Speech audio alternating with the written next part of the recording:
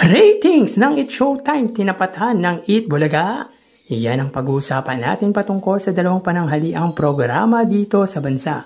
Pero bago yan at bago natin umpisa ng online viewership nila ay humihiling ako na pakisubscribe po ang aking YouTube channel.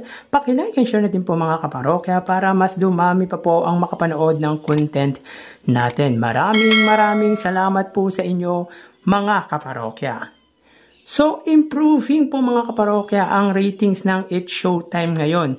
Dahil siguro sa magandang feedback ng segment nitong Laro-Laro Pick na very interesting din and yet malaking papremyo din ang bigay for the audience kapag ang host ang maglalaro sa jackpot round. Anyway, sa inilabas po na ratings ng AGB Newtham Nielsen through Lionheart TV ay malaki ang itinaas nito kung saan umabot sila ng 6% TV ratings at di naman nagpahuli dyan ang Eat Bulaga dahil umabot naman po ng 4.2% ang ratings ng nasabing noontime show ng Legendary Trio. Pansin ko lang mga kaparokya, kapag mababa ang ratings ng It's Showtime, siyang mababa din po ang sa Eat Bulaga. And kapag mataas ang Eat Bulaga, mataas din po ang sa It's Showtime. Halatadong may manipulation na nangyayari po sa loob ng AGB Nielsen. Kaya maraming walang nagtitiwala na ngayon sa ratings na inilalabas nila. Pansin ko lang naman yan mga kaparokya. So dito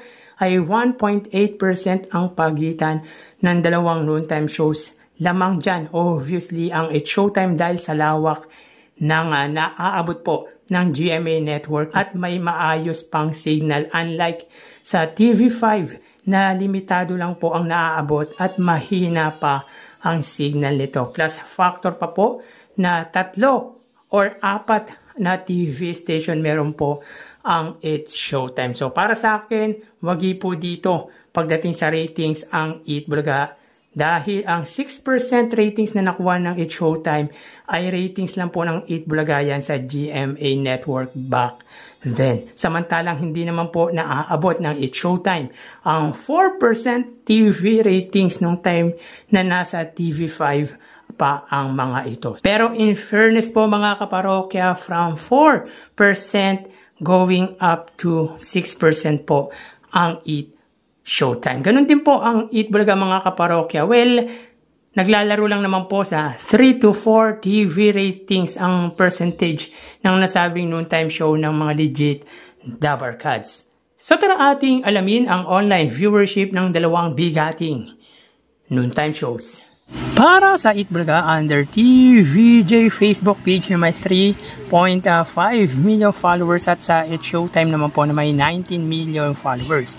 So sa oras na 1:31 PM, ang It's Showtime po ay may kasalukuyang segment na Laro-Laro Pick.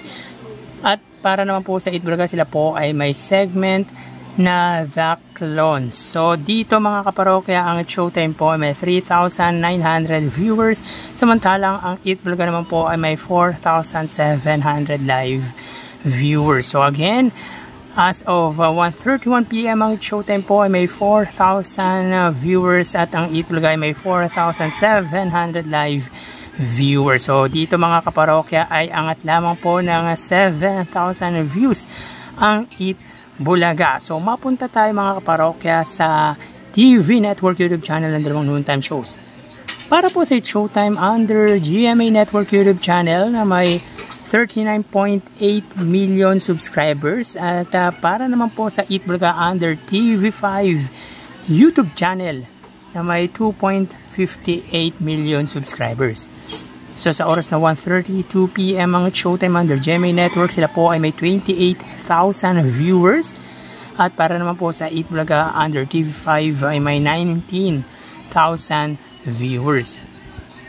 So again, sa oras na 1:32 PM ang Showtime under GMA Network, sila po ay may 28,000 live viewers at para naman po sa Eat Bulaga under TV5 ay may 19,000 viewers. So pagdating sa TV Network YouTube channel ay angat po ng 9,000 views ang GMA against sa TV5.